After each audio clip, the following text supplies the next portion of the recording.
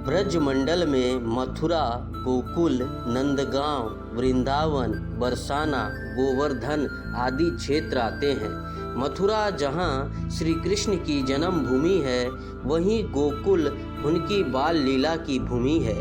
श्री कृष्ण जब थोड़े बड़े हुए तो वृंदावन उनका प्रमुख लीला स्थली बन गया। उन्होंने यहाँ रास रचा और दुनिया को प्रेम का पाठ पढ़ाया। बरसाना श्री राधा की जन्मभूमि है और उनका परिवार भी वृंदावन में आकर रहने लगा था। आओ जानते हैं वृंदावन के 8 चमत्कार या रहस्य को। पहला, रंग महल। वृंदावन में रंग महल है। प्रतिदिन मंदिर के अंदर स्थित रंग महल में कृष्ण राधा का पलंग लगा दिया जाता है और पूरा रंग महल सजा दिया जाता है तथा राधा जी का श्रृंगार सामान रखकर मंदिर के दरवाजे बंद कर दिए जाते हैं। जब प्रातः दरवाजा खुलते हैं तो सारा सामान अस्त व्यस्त मिलता है। मान्यता है कि रात्रि में राधा कृष्ण आकर इस सामान का उपयोग करते हैं। हालांकि शाम के बाद यह मंदिर बंद हो जाता है और यह भी कहा जाता है कि अगर यहाँ कोई छुपकर रासलीला देखता है तो वह अगले दिन पागल हो जाता है। दूसरा, अपने आप बंद होता और खुलता मंदिर। वृंदावन में श्री कृष्ण का एक ऐसा मंदिर है जो अपने आप ही खुलता और बंद हो जाता है। तीसरा, वृंदावन और तुलसी का रहस्य। वृंदावन तुलसी, वृंदा तुलसी को कहा जाता है। यहाँ तुलसी के पौधे अधिक हैं, इसलिए इसे वृंदावन नाम दिया गया है, यानी वृंदा, तुलसी का वन। कहते हैं कि यहाँ तुलसी के 2 पौधे एक साथ लगे हैं। रात के समय जब राधा और कृष्ण रास रचाते हैं तो यही तुलसी के पौधे गोपियाँ बनकर उनके साथ नाचते हैं। हिन तुलसी का एक भी पत्ता यहाँ से कोई नहीं ले जाता है। जिसने भी गुपचुप यह कार्य किया वो भारी आपदा का शिकार हो जाता है। चौथा, अजीब है पेड़। मंदिर के परिसर में उगने वाले पेड़ और निधि वन में उगने वाले पेड़ भी अजीब हैं। यहाँ के पेड़ की शाखाएं नीचे की ओर बढ़ती हैं, जहाँ आम तौर पर पेड़ ऊपर की तरफ बढ़ते हैं।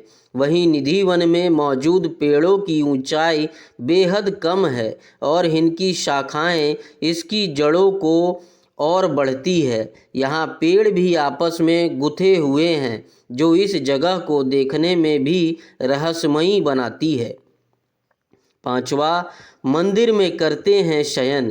मंदिर में भगवान श्री कृष्ण रोज रात को खुद शयन करने आते हैं। उनके सोने के लिए मंदिर के पुजारी रोज पलंग लगाते हैं और जिस पर साफ सुथरी गादी एवं बिस्तर के ऊपर चादर बिछाते हैं। लेकिन कहते हैं कि जब मंदिर खुलता है तो उस बिस्तर की हालत देखकर सभी अचंभित हो जाते हैं, क्योंकि उसे देखकर लगता है कि यहाँ कोई सोया था।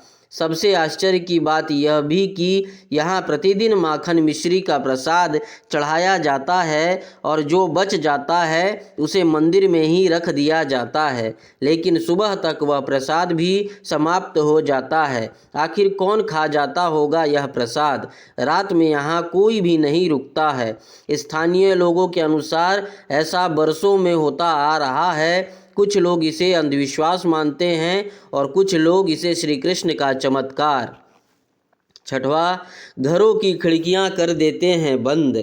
यहाँ के आसपास के अधिकतर घरों में खिड़कियां नहीं हैं और जिनके घरों में हैं वे शाम की आरती के बाद खिड़कियां इस डर से बंद कर देते हैं कि कोई मंदिर की दिशा में देखे नहीं, अन्यथा वह अंधा हो जाएगा।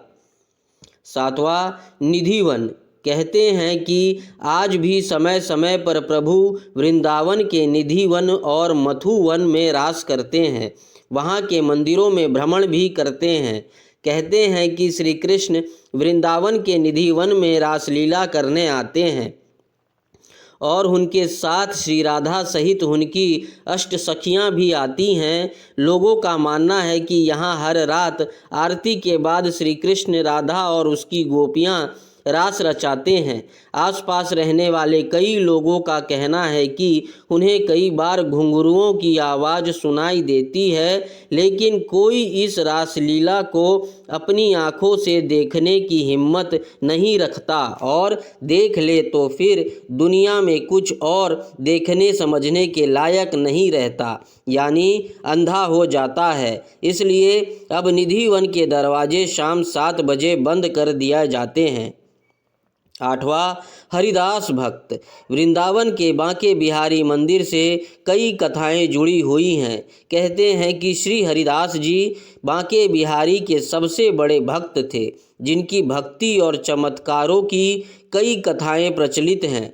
भगवान की भक्त में डूबकर हरिदास जी जब भी गाने बैठते थे तो प्रभु में ही लीन हो जाते थे। इनकी भक्ति और गायन से रिझकर भगवान श्री कृष्ण इनके सामने आ जाते।